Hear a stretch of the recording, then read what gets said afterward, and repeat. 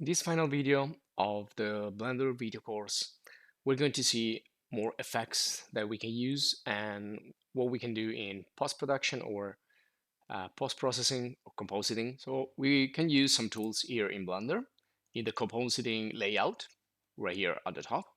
And next to it, there's also geometry nodes that's for more for modeling, but you can also use these for materials and other goals. So if you want, you can check the geometry nodes course.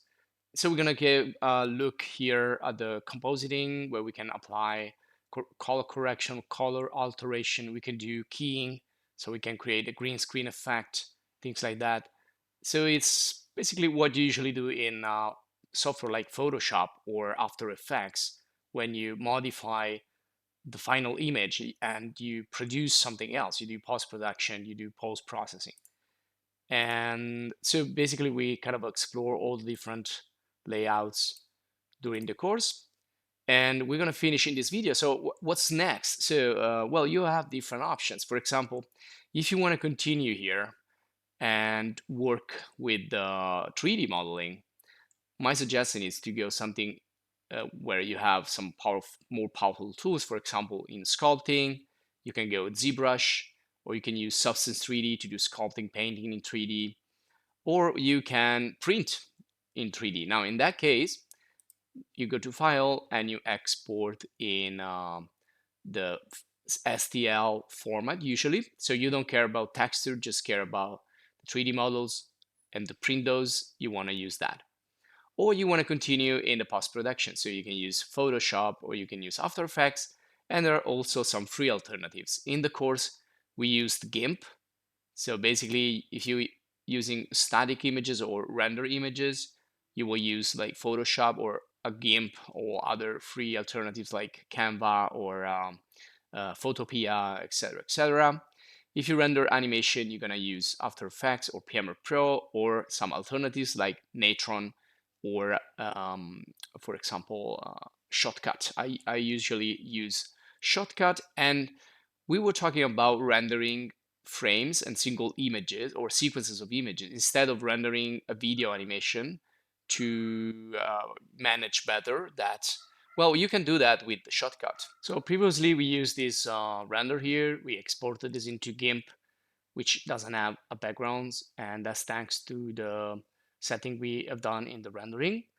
And in case we have like more frames, you can see these are some of the rendered frames of animation. So with the motion blur effect and all the other effects that we apply. So if I want to use these images as a sequence, usually when you use, again, Premiere Pro or After Effects or this software, they will recognize that this is going to be a sequence, or sometimes you need to indicate that that's going to be a sequence. So I'm just going to do a quick example in Shotcut. So this is an example of a simple new project in Shotcut. So you just click on Create New.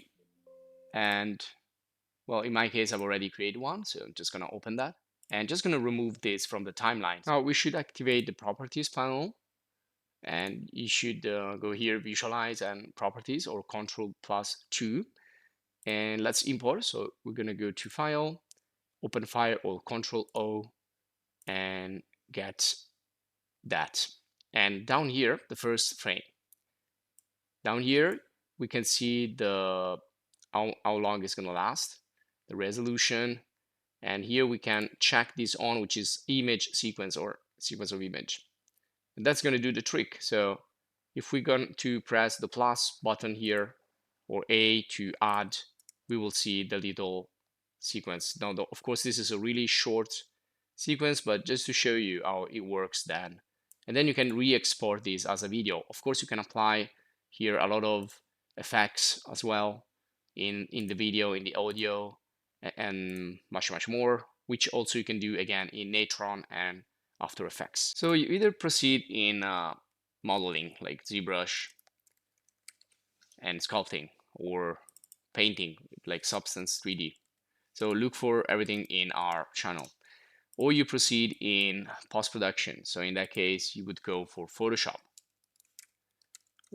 and always search for video course. So you will find the video course. Or you can use GIMP as an alternative, or others.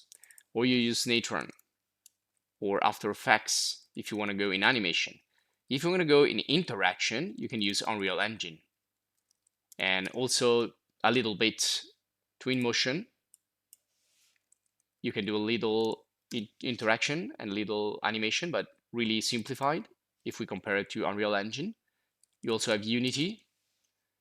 And well, if you want to export everything in this case, and we're going to do video guides, and there are also video guides in the channel explaining how to export in Unity, how to export in Unreal Engine, etc., etc. So look for them just right here in the search bar to proceed with all these software. So to do that, we want to export the entire file with the geometry and with the textures and the cameras and as much as we can. So let's get back to our project. How we can export everything? Well, first thing I would do is go to File and go to External Data and pack everything up. So when you pack all the resources, you can see I packed 144 files. I'm going to make sure that everything stays in this file. And even if I just save, so with the Control S, I save this lesson here, lesson 30. Now this file will contain everything instead of having like textures linked from folders in my computer. So if I want to give this to a colleague or to a friend or to a client, everything is right there. Everything is packed. So I don't need to worry if there are missing textures and stuff. And once everything is packed, you can also go to File, Export, and go to FBX. Again, we created many video guides on how to export and use Twinmotion, Unreal Engine. There are video courses, so go there. But well, just select here, and then you can limit also the export to the selected objects, or only the visible objects in the scene, or the active collection, which is the one that you are selecting right now. So perhaps you just want to export here the architecture and leave the rest. So you can make a selection here, or you can just export everything, and then you can choose also if you want only the mesh or the armature or the camera. Or you want to take all of them with you. So just you can hold the Shift key, the Control key to make selection. You can change the scale. You can choose if you want to apply the modifiers. Well, that's suggested because otherwise they'll probably not be seen in other software that they recognize those modifiers. Armatures for the bones, animation if you want to export animation, and so on. So that's one option. And so in my case, I want to export these in a export folder. So that's going to be called just lesson 30. And well, if it gets blocked, you need to give it some time because it's a big file. So the bigger the file, the heavier the scene, the longer will take to export. And also one format I like is GLB. It's another format that usually contains everything. So instead of using GLTF, which creates a file and a folder for the textures, you can use GLB, which eventually is going to pack everything up. And again, maybe I don't want to export like the skinning, the armature, or the animation. So you can simplify that. Even you can put copyright here. And well, once you're ready, again, I'm going to use the same folder here, export, and just going to export in GLB format. Those are the two formats that you can use in Unreal Engine and also any other like 3D application. You can use it in Cinema 4D if you want to continue in Cinema 4D, or in 3D Studio Max with V-Ray, etc., etc. Okay, now let's play a little bit with compositing. First time, there's not going to be nothing in here, so you need to create a new, and it's going to create a couple of nodes. Now, essentially, when you start, you're visualizing what is in your render layers, meaning that you can render an image and then you can visualize it right here in the what is called a view layer. And this could be the active scene, could be an animation, could be a rendering. And to see that, we can go here in the rendering tab. Now you can see nothing is showing here because this is visualizing the render result, but we didn't run any render in this session. But if you do, you will find here the rendering, the last rendering you've done. But we can change this and we can look for the view node or viewer node. So if I select this viewer node,